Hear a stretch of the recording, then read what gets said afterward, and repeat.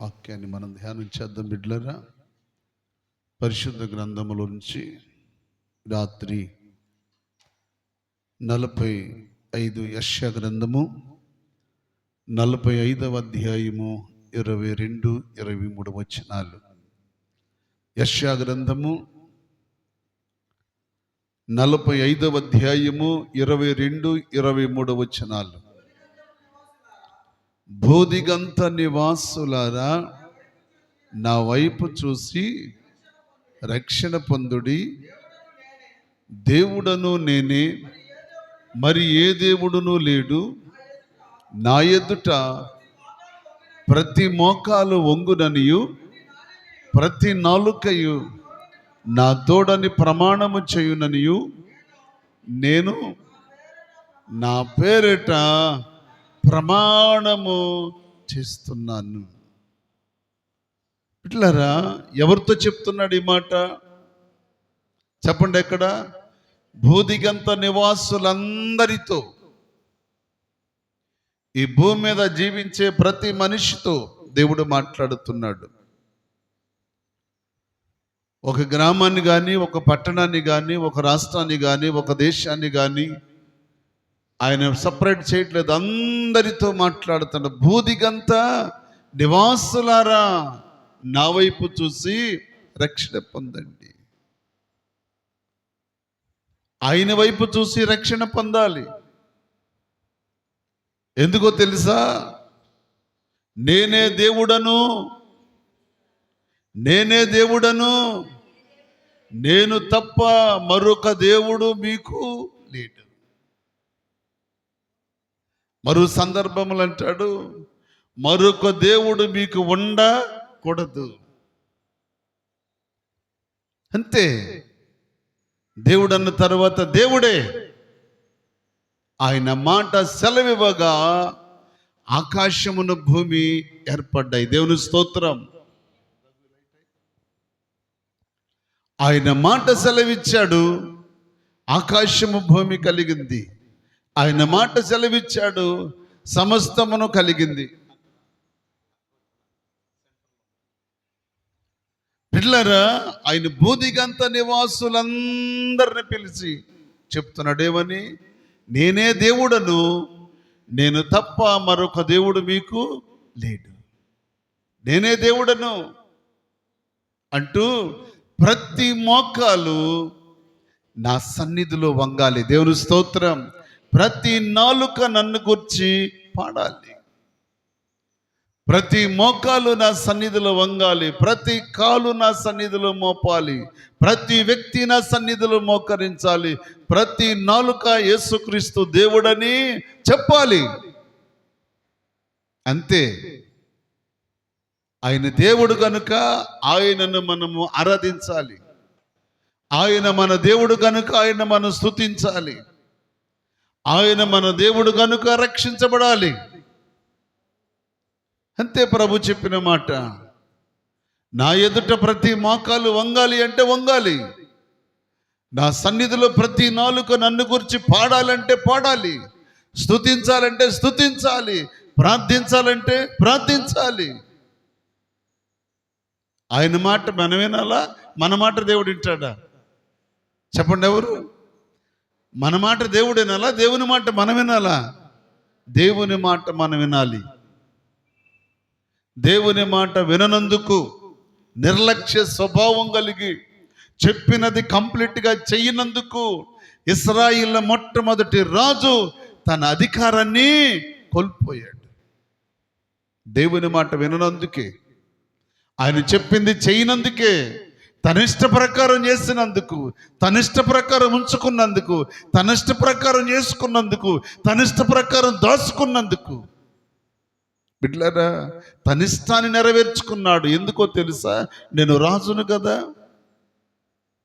నేను రాజును కదా, నన్నెవరు ప్రశ్నిస్తారు, నన్నెవరు అడుగుతారు, ఇది నా ఇష్టం అనుకున్నాడు.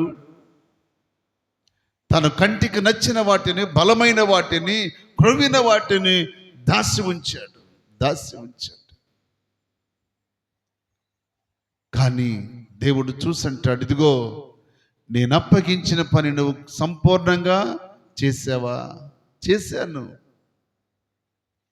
ఈరోజు చాలామంది అదే అయ్యా నేను విశ్వాసం కలిగి ఉంటున్నాను, భక్తి కలిగి ఉంటున్నాను, ప్రార్థన బాగా చేస్తున్నాను, మందిరానికి వస్తున్నాను, పాటలు పాడుతున్నాను, అంత బాగానే ఉంది, నేను చాలా బాగా చేస్తున్నాను.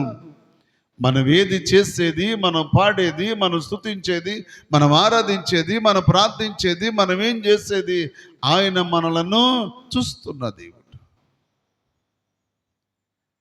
పని అప్పగించిన ప్రవక్త చూడలేదు అనుకున్నాడు, కానీ ఆ ప్రవక్తకు చెప్పి పంపించిన దేవుడు ఉన్నాడన్న సంగతి సౌలు మర్చిపోయాడు.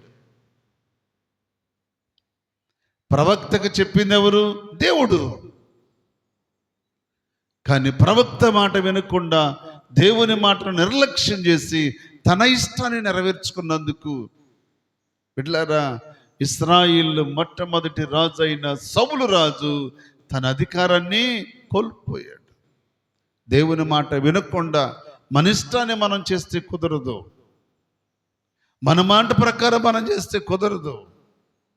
మనం ఆయన పిల్లలం, ఆయన సొత్తైన ప్రజలం. ఆయన శిలువ రక్తం ఇచ్చి మనల్ని కొనుక్కున్నాడు, ఆయన స్వరక్తంతో మనల్ని కొనుక్కున్నాడు, ఆయన రూపాన్ని మనకిచ్చాడు, ఆయన పోలికల్లో మనల్ని చేసుకున్నాడు, ఆయన బిడ్డగా మనల్ని చేసుకుని అంటాడు, మీరు నా సొత్తు. మనం ఎవరి సొత్తు? దేవుని సొత్తు. నీవు నీ సొత్తు కాదు, నేను నా సొత్తు కాదు, మనందరము దేవుని సొత్తు. అందుకు ఆయన అంటాడు యెషయా గ్రంథం 1వ అధ్యాయములో, ఆకాశమా ఆలకించు, భూమి చెవియొగ్గు, నేను పిల్లలను పెంచి గొప్పవారిగా చేసి తిని వారు నా మీద తిరుగుబాటు చేశారు. పిట్లారా, తిరుగుబాటు స్వభావం అనేది మంచిది కాదు. ఆయన చెప్తున్నాడు, భూదిగంత నివాసులారా మీరందరూ వచ్చి నా మాట వినండి.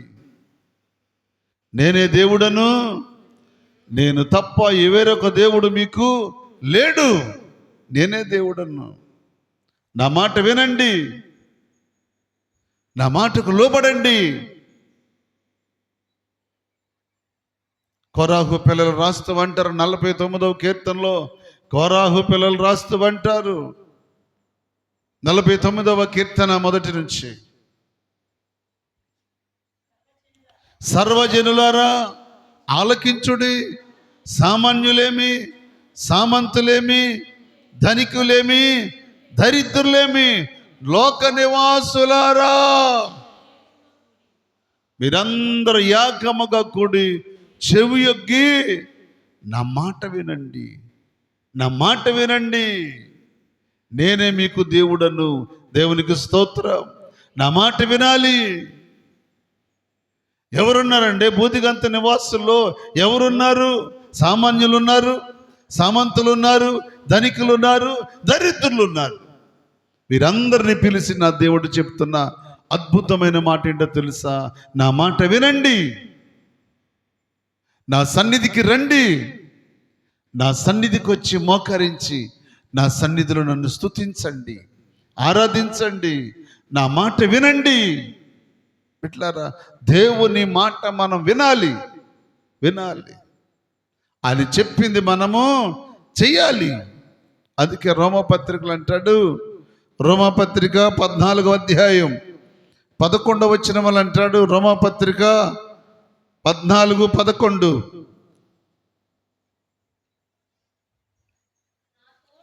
నా తోడు ప్రతి మోకాలును నా ఎదుట వంగును, ప్రతి నాలుకయు దేవుణ్ణి స్తుతించును. ప్రభు చెప్తున్నాడు, ప్రతివాని మోకాలు నా ఎదుట వంగాలి.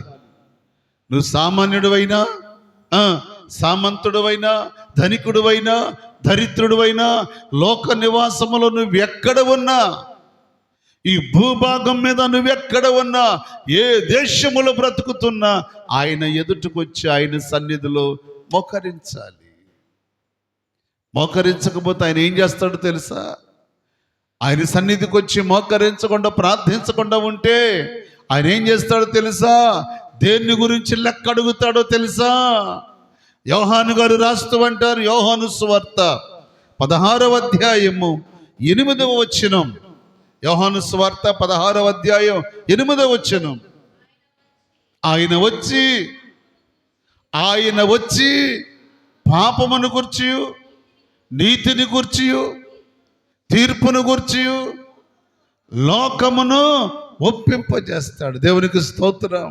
ఈరోజే సమయం ఉన్నప్పుడే ఆయన సన్నిధికి వచ్చి మోకరించకపోతే, సమయం ఉన్నప్పుడు ఆయన సన్నిధికి వచ్చి ప్రార్థించకపోతే, ఆరోగ్యం ఉన్నప్పుడు ఆయన సన్నిధికి రాకపోతే, ఆయన పిలిచినప్పుడు నువ్వు రాకపోతే, ఆయన సెలవిచ్చినప్పుడు నువ్వు రాకపోతే, భూదిగంత నివాసులారా నా మాట చెవి యొగ్గి విని నా దగ్గరకు రండని పిలిచినప్పుడు రాకపోతే, ఒక దినాన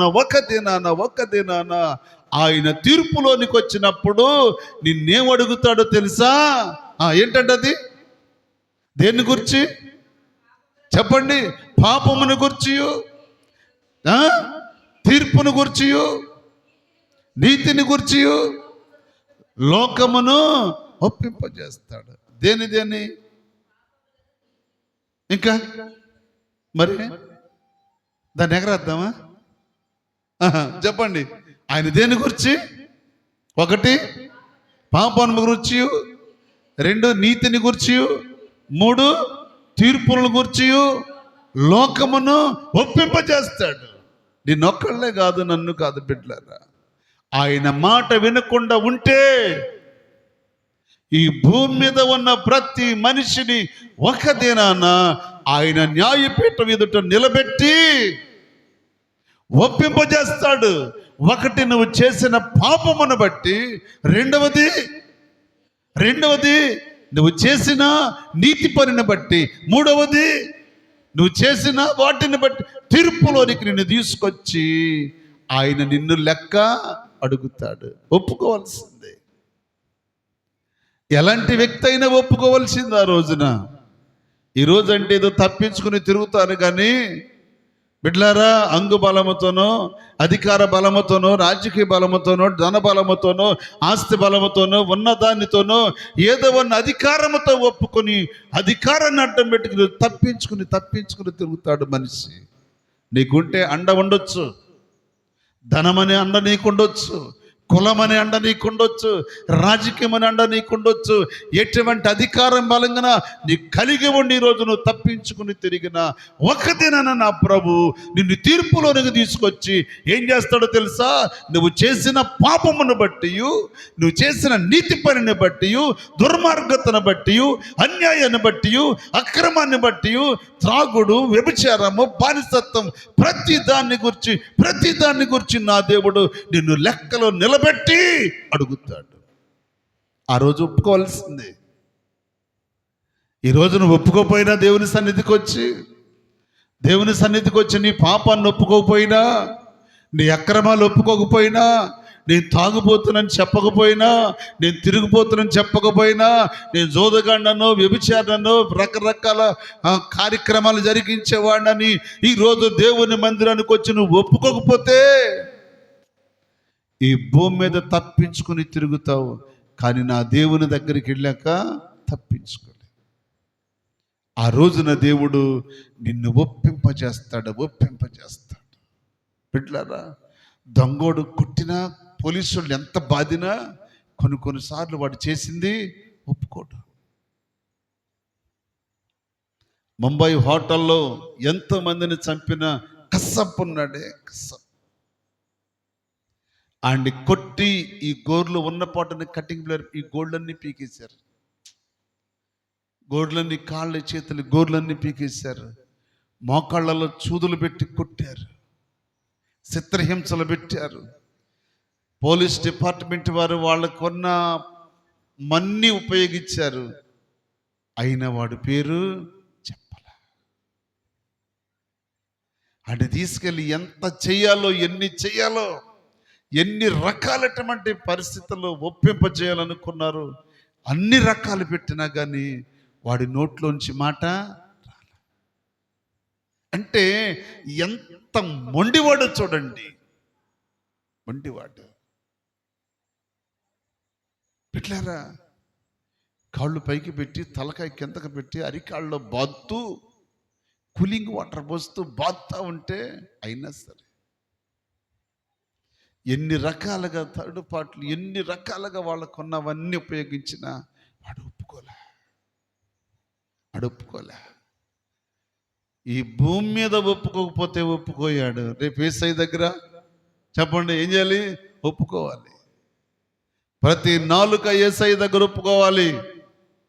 భూమి మీద ఏమేమి పలికావో, నువ్వేమేమి అన్నావో, ఏమేమి దూషించావో, శాపనార్థాలు పెట్టావో, దూషించావో, అపహసించావో, రకరకాలుగా ఎన్ని మాటలైతే మాట్లాడావో, నువ్వు మారు మనసు పొంది పాప క్షమాపణ పొంది పరిశుద్ధాత్మను పొంది యేసుక్రీస్తు నామములో ఆయన సన్నిధికి వచ్చి ఒప్పుకుంటే రేపు ఆయన దగ్గర ఒప్పుకునే పని లేదు. కానీ ఇక్కడ ఒప్పుకోలేదనుకోండి, ఇక్కడ చెప్పుకోలేదనుకోండి, ఇక్కడ పశ్చాత్తాపడలేదనుకోండి, మారు మనసు పొందలేదనుకోండి, రక్షణ పొందలేదనుకోండి, రేపు దైవం దగ్గరికి వెళ్ళిన తర్వాత ఆయన తీర్పులోనికి తీసుకొచ్చి అప్పుడు అడుగుతాడు. దేని గురించి? పాపమును గుర్చియు, నీతిని గుర్చియు, తీర్పును గుర్చియు, ఇంకా ఉంది లిస్టు, పెద్ద లిస్ట్ ఉంది. వీటన్నిటిని బట్టి దేవుడు లెక్కలోనికి తీసుకొస్తాడు. కానీ ఒప్పుకోడా? ఇక్కడ ఒప్పుకొని వాడు అక్కడ ఖచ్చితంగా ఒప్పుకోవాలి. ఎంతమందిని మోసం చేశావు, ఎంతమంది కబ్జా చేశావు, ఎన్ని రకాలుగా దోసుకున్నావు, ఎవరికి తెలియకుండా చేసినా తెలిసి చేసినా బిడ్లారా, బెదిరించి చేసినా అదిరించి చేసినా, కత్తులు తీసుకెళ్ళి కటకడాల దగ్గర పెట్టి మెడ మీద పెట్టి సంతకాలు పెట్టించి బెదిరించేది ఈ భూమి మీద జరుగుద్ది. కానీ రేపు నువ్వు దేవుని దగ్గరికి వెళ్ళాక నువ్వు చేసిన ప్రతి అతిక్రమాన్ని దేవుని దగ్గర ఒప్పుకోవాలి. ఒప్పుకోకపోతే వీడిని కాళ్ళు చేతులు కట్టి అగ్నిలో విసిరివేయమంటాడు దేవుడు. విసిరివేయమంటాడు. అక్కడ ఏడుపును పండ్ల కొరుకుంటుంది. ఇక రెండో పని ఉండదు అక్కడ. రాత్రి మగుళ్ళు రాత్రి ఉండదు, పగలు తెలియదు, ఏమి ఏకరీతిగా ఉంటుందంట. ఆ దినం ఏకరీతిగా ఉంటుంది. రాత్రి పగలు ఉండదు, ఒకే రీతిగా ఉంటుంది. రాత్రి మగళ్ళు అంట లేదు అక్కడ. బిడ్డలారా, ఏడుపు ఒకటే ఉంటుంది. ఏడ్చుకుంటూ పళ్ళు కొరుక్కుంటూ పట్టపట్ట కొరుక్కుంటూ వాడు పరిగెత్తినంత దూరం పరిగెత్తినా వాడికి ఆశ్రయమేదియూ దొరకదు. పరిగెత్తుకెళ్ళి ఆ బావిలో దుగ్గు సద్దామని అడికెళ్తే బావి కూడా వాడికి దొరకదు. వాక్యం ఏం చెప్తూ తెలుసా? మరణము వాడికి దూరంగా పారిపోద్దంట. ఆ రోజు మనిషిని చూసి మరణం పారిపోద్ది. ఈరోజు మనిషి దగ్గరికి వస్తుంది మరణం, ఆ రోజు మనిషిని చూసి మరణం పారిపోతుంది. గుట్టలు పారిపోతాయి. దాక్కోటానికి నీకెక్కడ లోయలు కనిపించవు, బండ సందులు దొరకవు, ఏ ఇల్లు ఉండదో ఎక్కడ ఉండదు, ఆశ్రయపురం ఏది నీకు దొరకదు. ఆ దినమున భూమి నుండి ఆకాశం వరకు మండుతున్న అగ్ని అందులో త్రోసివేయబడితే ఎలా ఉంటుంది? అన్నం వండేటప్పుడు చేయగలితేనే మంట పుట్టి అసూస్ అనుకుంటా ఆయాకు యాకు నలుపుకొని ఆయాయిని రాసుకుని నానా బాధపడతావు. బొబ్బొక్కుతేని చేతికి బొబ్బొక్కుతేనే అది చితికి మానిందాక బాధపడతావు. నా దేవుని బిడ్డ, ఈ రాత్రి ఎక్కడ నుండి దేవుని వాక్యం వింటున్న సోదరుడా సోదరి, నువ్వు దేవుని దగ్గరకు వచ్చి నీ అతిక్రమాలు ఒప్పుకోకపోతే, నువ్వు దేవుని దగ్గరకు వచ్చి నీ పరిస్థితులు చెప్పుకోకపోతే, ఈరోజు భూమి మీద నువ్వు తప్పించుకుని తిరుగుతావు. ఈ భూమి మీద నువ్వు తప్పించుకుని తిరుగుతావు. నిన్నెవరు లెక్కలోనికి తేరు, నిన్నెవరు గద్దించరు, నిన్నెవరు ఏమనరు, నీ ఇష్టం. కానీ ఒక్క దినం ఉంది, ఆ దినమున నా దేవుడు నిన్ను తీర్పులోనికి తీసుకుని వస్తాడు. ఆ రోజున నిన్ను లెక్క అడుగుతాడు. నువ్వు సామాన్యుడివైనా, సామంతుడివైనా, ధనికుడివైనా, దరిద్రుడివైనా, భూమి మీద ఉన్న నివాసి ఎవరైనా సరే, నివాసులారా, బూదిగంత నివాసులారా, నా యొద్దకు వచ్చి నా సన్నిధిలో మోకరించండి. ఈరోజు దేవుడు చెప్పే మాట అది.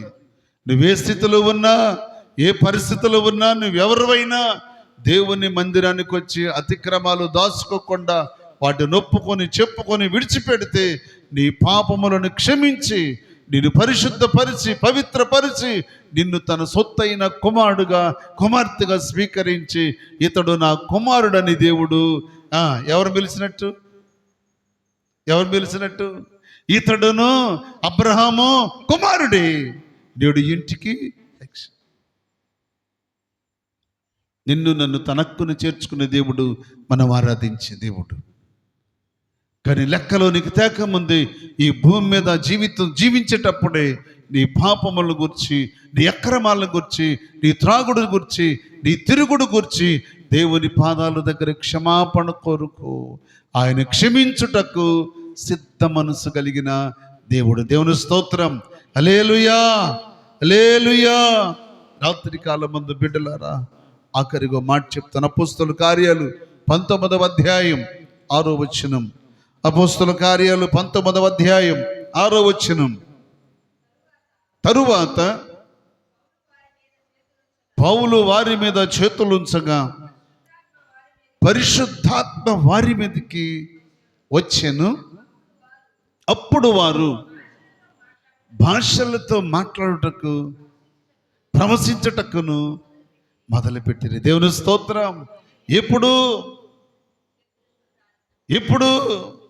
వారు దేవుని సన్నిధికి వస్తే, బిడ్డలారా వినండి, వారు దేవుని మందిరానికి వచ్చి పాపములను గూర్చి, అక్రమాలను గూర్చి, త్రాగుడు గూర్చి, వ్యభిచారాన్ని గూర్చి, జోదాన్ని గూర్చి, రకరకాల ఈ భూమి మీద చేసిన రకరకాల చెడు పనులను గూర్చి దేవుని మందిరానికి వచ్చి పరిశుద్ధ స్థలములో పరిశుద్ధుడైన దేవుని దుట తన్ను తాను గుండెలు బాదుకొని ఏ వ్యక్తి అయితే ఒప్పుకొని విడిచిపెడతాడో ఆ వ్యక్తిని నా దేవుడు కనికరిస్తాడు. దేవుని స్తోత్రం.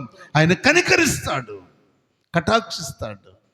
అందుకే వారి మీద చేతులు ఉంచగలిగిన కృప దేవుడిస్తాడు. దేవుని స్తోత్రం. మారు మనసు ఎప్పుడైతే పొందుతాడో, పాప క్షమాపణ ఎప్పుడైతే పొందుతారో అప్పుడు వారి మీదకి పరిశుద్ధాత్మ వస్తుంది.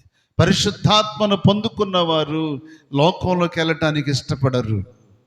పరిశుద్ధాత్మ వరాన్ని కలిగిన బిడ్డలు లోకాశలకు వెళ్ళటానికి ఇష్టపడరు. పరిశుద్ధాత్మ వారిని కడిగినప్పుడు, పరిశుద్ధాత్మ వారిని బలపరిచినప్పుడు, పరిశుద్ధాత్మ వారి మీద ఉన్నంత కాలము వాళ్ళు ప్రవచిస్తూ ఉంటారు, భాషలు మాట్లాడుతూ ఉంటారు, స్తుతిస్తూ ఉంటారు, ఆరాధిస్తూ ఉంటారు. పరిశుద్ధాత్మ వారిని బలంగా సంఘములో వాడుకుంటుంది. దేవుని స్తోత్రం.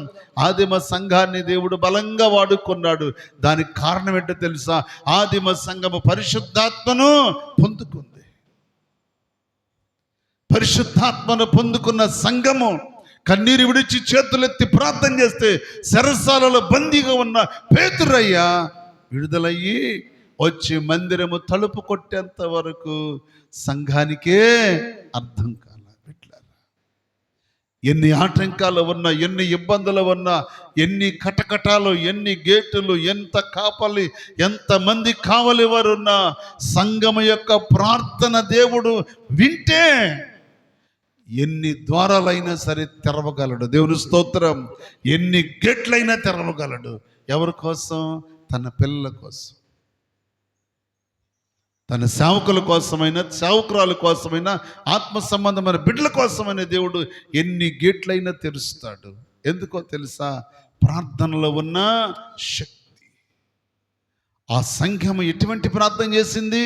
అత్యాశక్తితో దేవునికి ప్రార్థన చేసింది. పరిశుద్ధాత్మను పొందుకున్న సంఘం, పరిశుద్ధాత్మ వరాన్ని కలిగిన సంఘం, పరిశుద్ధాత్మ చేత భాషలు మాట్లాడిన సంఘం. ఆ సంఘము కన్నీరు విడిచి చేతులెత్తి ప్రార్థన చేస్తే బిడ్డలారా సరసాల గేట్లు వాటంతరికయ్యే తెలుసుకునేటట్లు దేవుడు చేయగలిగాడు. దేవుని స్తోత్రం. రాత్రికాల సమయంలో బోధిగంత నివాసులను పిలిచిన వాడు ఆయన్ని. ఎక్కడో ఉన్న మనల్ని పిలిచిన దేవుడు ఆయనే. మనల్ని పిలిచాడు, పిలుచుకున్నాడు, హక్కును చేర్చుకున్నాడు, రక్తముతో కడిగాడు, తన సొత్తైన బిడ్డలుగా చేసుకున్నాడు, తన పేరు పెట్టిన జనాంగంగా చేసుకున్నాడు. ఈ రోజున మనం ఆయన సన్నిధిలో ఉండగలిగాం. బిడ్డలారా, ఆయన సన్నిధికి రాని వాళ్ళు ఎంతో మంది ఉన్నారు. ఆయన మందిరములో మోకరించలేని వాళ్ళు ఎంతో మంది ఉన్నారు. ఆయన మందిరావరణలో అడుగు పెట్టలేని వారు ఎంతో మంది ఉన్నారు. దేవుడు నా దేవుడని చెప్పలేని వాళ్ళు ఎంతో మంది ఉన్నారు. ఈ లోక సంబంధమైన దురాశలో బ్రతుకుతూ, చెడాశలో బ్రతుకుతూ, లోక సంబంధమైన పాపములో శాపములో బ్రతుకుతూ, అదే మాకు లోకం అనుకుని ఈ లోకమనే అంధకారములో బ్రతుకుతున్న వారు, కోకొలలుగా ఉన్నవారు, ఈ రాత్రి వారితోనే దేవుడు మాట్లాడుతున్నాడు. బూదిగంత నివాసులారా, నా వైపు చూసి రక్షణ పొందండి. ఎవరి వైపు చూడాలి చెప్పండి? ఎవరి వైపు చూడాలి? యేసయ్య వైపు చూసి రక్షణ పొందు. ఆయన సజీవుడైన దేవుడు, మనకు రక్షణ ఇచ్చిన దేవుడు అండి, రక్తాన్ని చిందించిన దేవుడు అండి, ప్రాణాన్ని పెట్టిన దేవుడు అండి. ప్రతిఫలం దేవుడు మనకేమి ఇచ్చాడో తెలుసా? ఆయన వలె ఉండుటకు మనల్ని కూడా సిద్ధపరిచాడు. దేవుని స్తోత్రం. ఆయన ఉండే స్థలములో మనకు కూడా సిద్ధం చేశాడు. ఆయన ఉండే స్థలములో ఉండడానికి ఏర్పాటు చేసుకున్నాడు. ఆయన ప్రక్కన కూర్చోబెట్టుకోవడానికి ఏర్పాటు చేసుకున్నాడు. ఆయన రూపంలోనికి మనల్ని మార్చుకున్నాడు. బిడ్డలారా, ఈ లోకంలో చతుష్పాద జంతువుల రూపం మనకు లేదు. ఈ లోకంలో ఉన్న చతుష్పాద జంతువుల రూపం మనకు లేదండి. మన రూపం ఎవరిది? మనం ఆరాధించే దేవుడిది. అలాంటి కృప దేవుడు మనకిస్తే ఈ లోకంలో చాలా మంది ఇంకా రకరకాలుగా ఎన్నో రకాలుగా ఈ లోకంలో ఇంకా వాళ్ళు పాకులాడుతున్నారు. బిడ్డలారా, పాకులాడవచ్చు, పరుగులెత్తవచ్చు, సంపాదించుకోవచ్చు, అన్నీ చేయొచ్చు. కానీ దేవుడు చెప్తున్న మాట ఏం చేయాలి? వినాలి. అందుకే పౌలయ్య కొరింథీ సంఘానికి రాస్తూ 6వ అధ్యాయములో అంటాడు, ఇదిగో అన్నిటి యందు నాకు స్వాతంత్ర్యము కలదు గాని అన్నీ చేయదగినవి కాదు. బిడ్డలారా, అన్నీ చేయదగినవి కాదు. మనం ప్రత్యేకించబడిన బిడ్డలు, సపరేట్ చేయబడిన బిడ్డలు, వెలిగించబడిన బిడ్డలు, ఉప్పుగా మార్చబడిన బిడ్డలు, జ్యోతులుగా మార్చబడిన బిడ్డలు, అనేకులకు ఆదర్శంగా చేశాడు మనలను. అనేకులకు, ఈ లోక సంబంధులైన వారికి మనల్ని ఆదర్శంగా దేవుడు నిలబెట్టాడు. నిలబడిన మన జీవితాలు క్రీస్తు యేసు సారూప్యములో మార్చబడిన మన బ్రతుకులు, ఆయన కొరకు సజీవులుగా బ్రతుకుతున్న మన జీవితాలు ఆయన రాజ్యం చేరేంత వరకు బిడ్డలారా, ఆయనతోనే మన నడక. దేవుని స్తోత్రం. ఆయనతోనే మన ప్రయాణం. ఆయన వల్ల జీవించాలని, ఆయనతో ఉండాలని ప్రభు ఆశపడుతుంటున్నాడు. ఏమన్నాడు? బూదిగంత నివాసులారా, నా వైపు చూసి రక్షణ పొందండి. ఎవరు బూదిగంత నివాసులు? సామాన్యులేమి, సామంతులేమి, ధనికులేమి, దరిద్రులేమి, లోకంలో ఉన్నవారు వీళ్ళే కదా. అందరిని పిలిచాడు పక్షపాతం లేకుండా. కులం పేరెత్తలేదు, మతం పేరెత్తలేదు, ఊరు పేరెత్తలేదు, రాష్ట్రం పేరెత్తలేదు, దేశం పేరెత్తలేదు. బిడ్డలారా, అందరిని పిలిచాడు. ఆయన పక్షపాతం లేని దేవుడు. అందుకే 100వ కీర్తన రాస్తూ కీర్తనకారుడు ఏమన్నాడు తెలుసు? అద్భుతమైన కీర్తన అది. 100వ కీర్తన రాస్తూ కీర్తనకారుడు ఏమన్నాడు తెలుసా? సమస్త దేశములారా యెహోవాకు ఉత్సాహధ్వని చేయుడి, సంతోషముతో యెహోవాను సేవించండి. దేవుని స్తోత్రం. ఆ దేశము ఈ దేశం అనే భేదము లేకుండా నా ప్రభు చెప్పింది ఏంటి? సమస్త దేశములారా రండి. ఇర్మియా ప్రవక్త అంటాడు, దేశమా యెహోవా మాట్లాడుతున్నాడు. దేశమా రా దేవుని దగ్గరికి, రాష్ట్రమా రా దేవుని దగ్గరికి, ప్రజలారా రండి నా దగ్గరికి.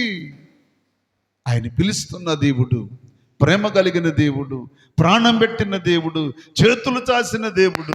ఎవరి కొరకు ఆయన చేతులు చాపాడు? బిడ్డలరా, ఎవరి కొరకు? లోబడనోళ్ళని ప్రజల కొరకు. ఇంకా లోబడకుండా జీవిస్తున్నావా? ఇంకా లోబడకుండా తిరుగుతున్నావా?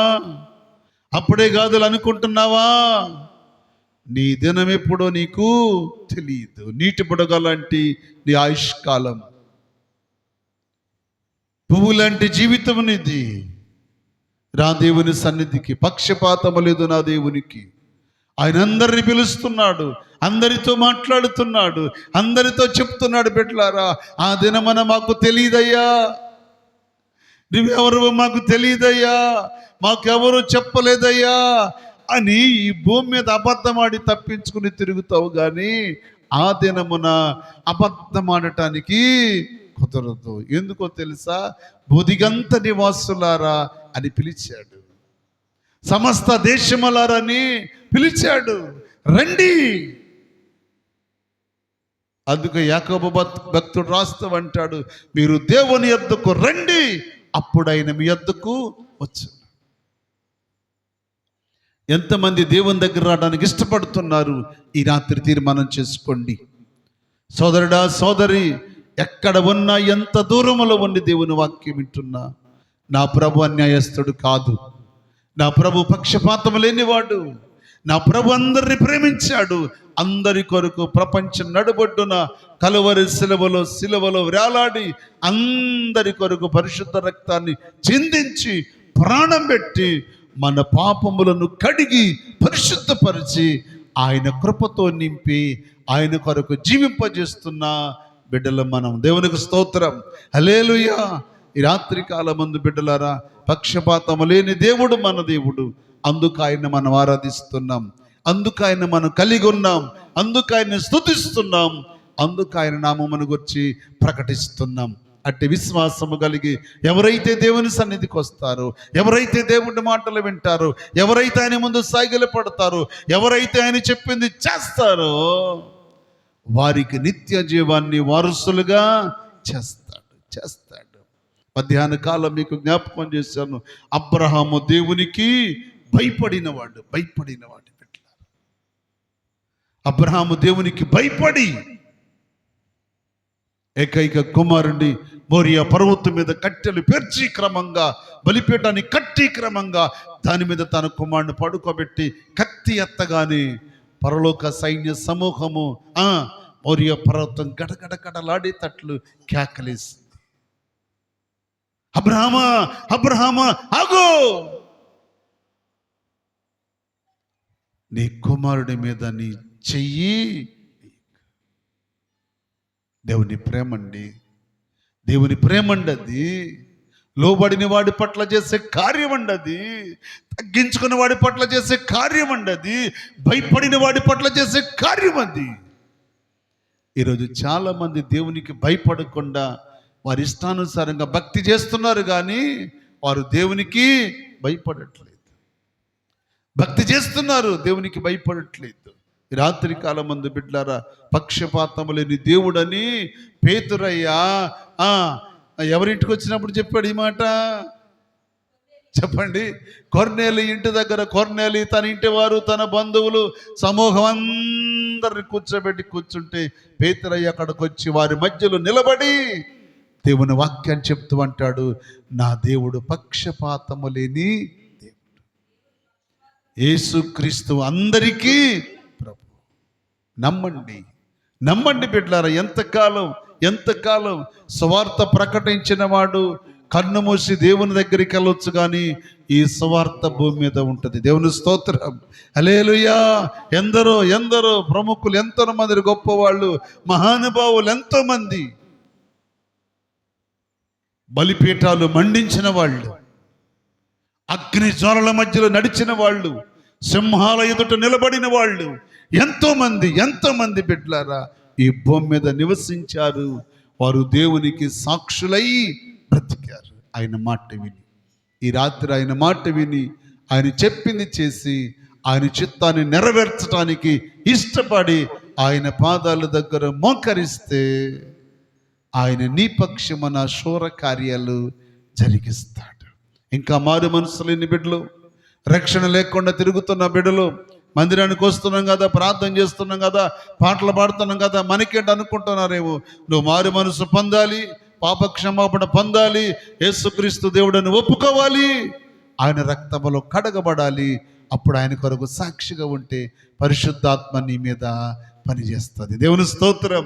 పరిశుద్ధాత్మను పొందుకున్న వాళ్ళు దేవునితో జీవిస్తారు.